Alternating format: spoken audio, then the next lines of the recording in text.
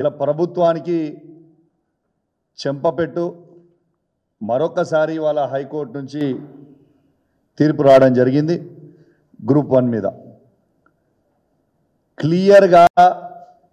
ఇలా కోర్టు కూడా ఇవాళ నమ్మడం జరిగింది ఈ గ్రూప్ 1 ఎగ్జామ్లో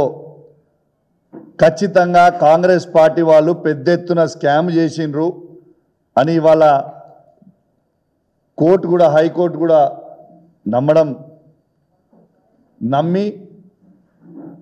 ఇవాళ ఆ ఎగ్జామ్ని రద్దు చేసి ఐదర్ రీవాల్యుయేషనా లేకుంటే రీ ఎగ్జామ్ అన్నా చేయాలనేది ఇవాళ హైకోర్టు చెప్పడం చాలా చాలా సంతోషమైన విషయం. నేను స్వయంగా నేను కావచ్చు, నాతో పాటు మా బీఆర్ఎస్ పార్టీ మిత్రులు కావచ్చు, రాకేష్ గారు కావచ్చు, బాలు గారు కావచ్చు, చాలామంది కేసీఆర్ గారి నాయకత్వంలో కేటీఆర్ గారి హరీష్ రావు గారి సూచనలతోని ఇవాళ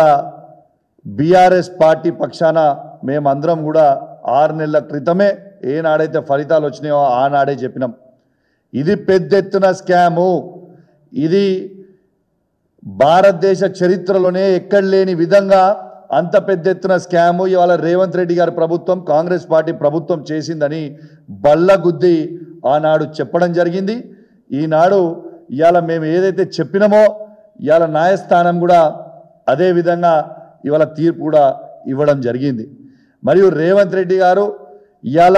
ఈ గ్రూప్ 1 పోస్టులని 563 పోస్టులని అమ్ముకొని డబ్బులు తీసుకొని ఇవాళ రిజల్ట్ ఇచ్చింది అనేది